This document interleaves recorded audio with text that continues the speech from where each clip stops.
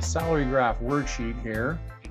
Our scenario is that we own this company and we have contracted with all of these people to pay them these particular annual salaries, which are pretty good salaries. We're a pretty big company. But when you work for a company on salary, basically you're agreeing to do a job for a year for whatever that salary is. And the company itself, even though over the course of a year they're going to pay you this like $120,000, they're not going to actually just make you work for an entire year and then just dump $120,000 on you. People have monthly bills that have to be paid on a regular basis, so we can't just wait for 12 months and get one old big lump sum of money. That would be just a disaster.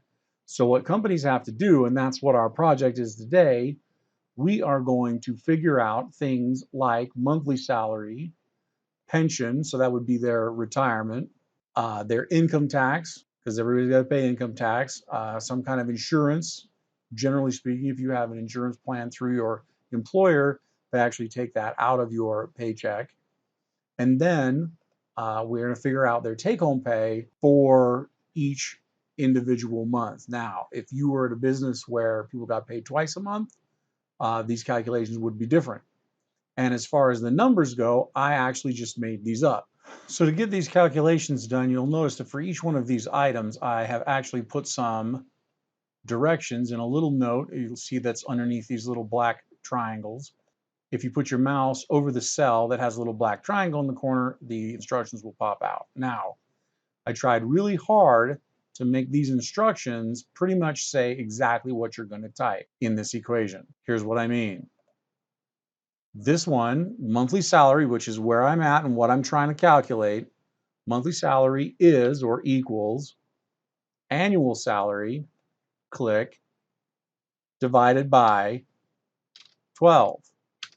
Okay, monthly salary is annual salary divided by 12. That's exactly what I typed in there. Annual salary. Now, I didn't type the annual salary. I told the computer where to go get it. There's the annual salary. And then just said to divide that by 12. Okay, now if you do this properly, the magic fill handle should work beautifully. If you do not do it properly, the magic fill handle is not going to work at all. Okay, so hopefully you're here, hopefully you're watching, hopefully you're doing it correctly, because I just showed you how. All right, now, other thing to keep in mind. This one and a lot of the other ones say times a certain percentage. Like this one says times 5%. You have to keep in mind that the computer can understand that. So if I type equals monthly salary times 5%, okay, the computer gets that. That's monthly salary times 5%. You can convert it to 0.05 if you want. It's another way of doing 5%, but know that the computer can understand the percent sign. So do either or, either convert it or use the percent sign. It's fine. Either way, you get the same answer. However, do not do both, because 0.05% is hugely different than 5%. Okay, so pick one.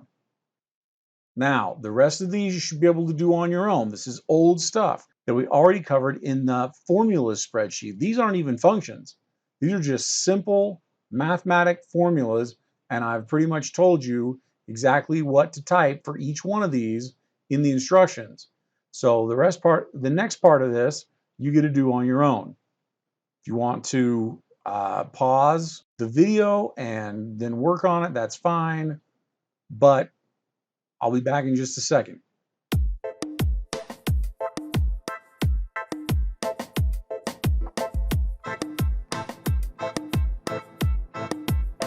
Now, when you're done, this is what your numbers should look like. So you may want to pause it here as well and make sure you've got all the right numbers. I can tell you a couple of hints here. Make sure that if your numbers are, like let's say this number isn't 6,555, make sure you troubleshoot it starting here. Is this number 10,000? If yes, then move here. Is this number 500? Okay, because these equations all build on each other as they go across, if your column D is incorrect, of course, your column H is going to be incorrect because the numbers build on each other. Okay, so troubleshoot from the starting at the left and move towards the right. Now, this down here, this is a sum function. Okay, remember, functions all happen the same way. Start with the equal sign, then you've got the name of the function. In this case is sum. Notice I actually spelled it for you right there in the instructions. And so the first part is the name of the function, and the second part is the argument of the function, which is in parentheses, always in parentheses, and the argument would be this entire column of numbers because you want to add them all up clear across there. All right, if you haven't got the numbers right, go back and look at those worksheets, make sure you know what you're doing. This really is me checking to make sure you've been paying attention. We've got one function, we've got formulas in here, and it all should be pretty easy for people who have been following along, getting the worksheets done, especially if you've been doing them in order. All right, now, this is only the first part of this worksheet. We're going to take some of these numbers and we're going to create charts and graphs out of them. The spreadsheet is really good at creating charts and graphs. The only thing you have to keep in mind when you create one, because the computer does most of the work, you just have to keep in mind what information do you want to feed the computer to turn into your chart. So we're going to select from A1 to B17. These are the same numbers you've already got, so even if you haven't finished filling this out, you can still do this. What we're going to do to turn these numbers into a chart is pretty simple. We're just going to go to Insert, Chart. The computer actually just assumes what chart we want and how we want it, but let's go ahead and turn this chart into a pie chart. I like the three-dimensional ones. You do that all over here in the chart editor. And then notice that our chart has a title. Don't have to leave that way if you don't want to. Okay, maybe we'll just put it annual salary, will be fine. Over here in our chart editor, we can really mess with just about any of this that we want to do. Let's say maybe we'll center that. Maybe we'll give it a color. Maybe we'll give it a different color. Underline it, bold it. Okay, we can do tons of stuff with it. We can mess with it. So first thing we're going to do with this before we get too into customizing it is we are going to open up this little options button right here, and we're going to move this chart to its own sheet.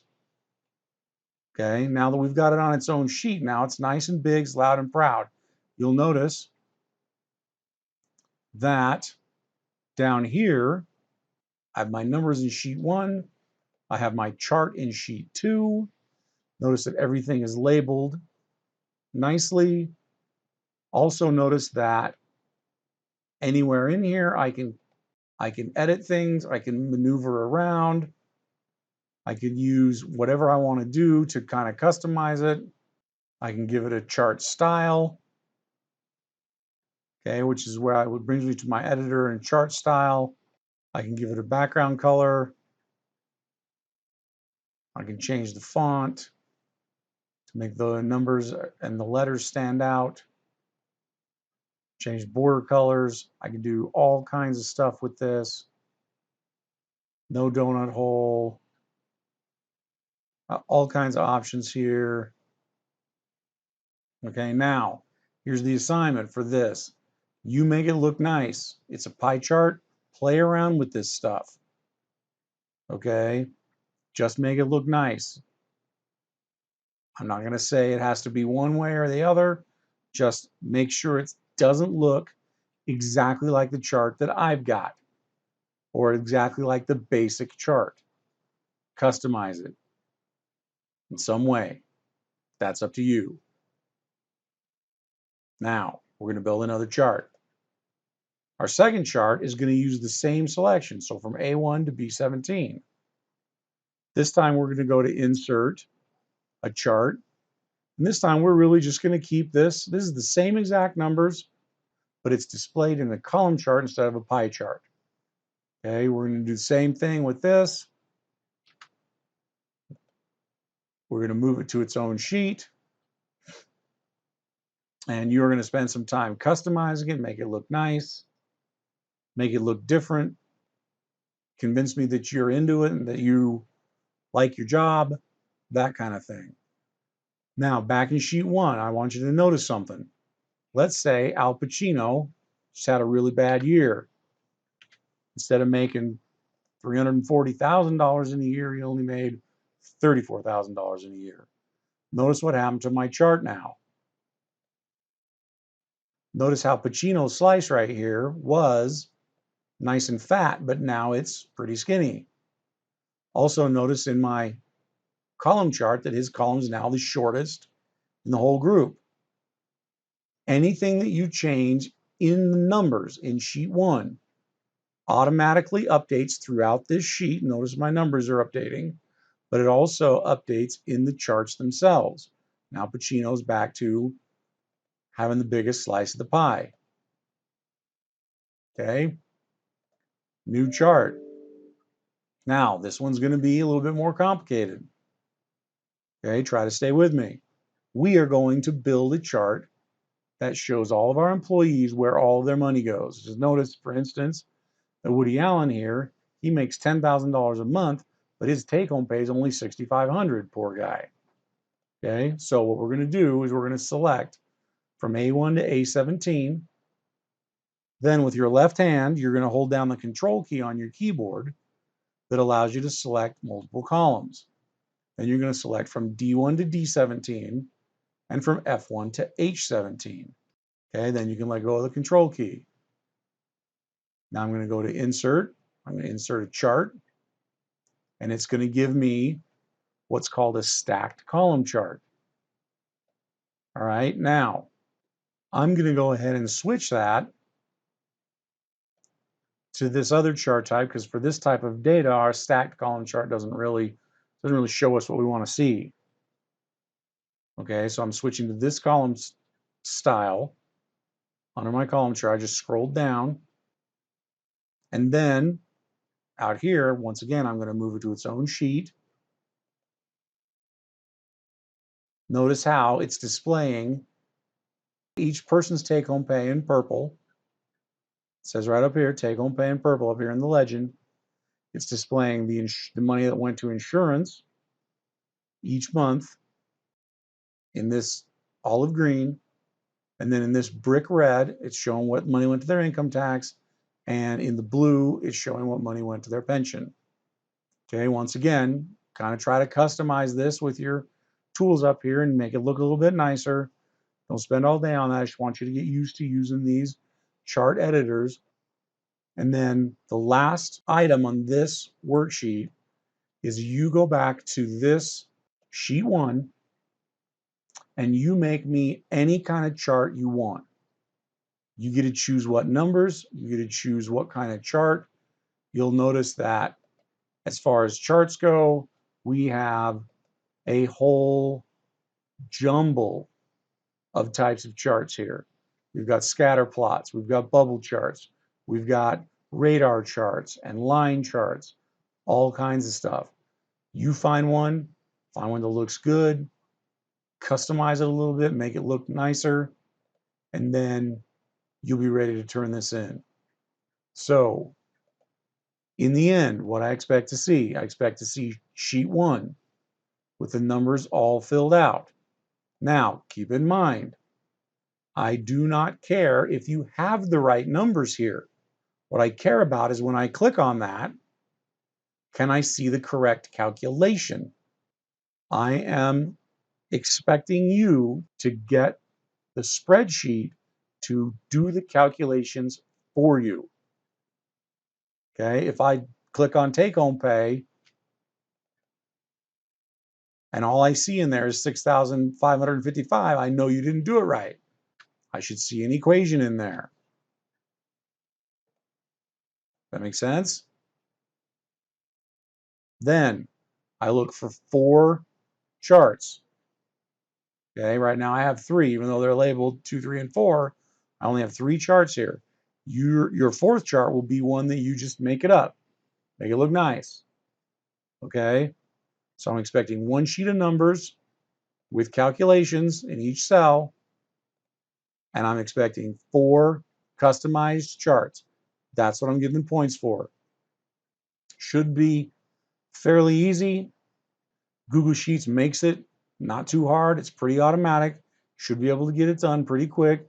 Thanks for watching the video. Make sure you stay safe, and hopefully we'll see each other soon.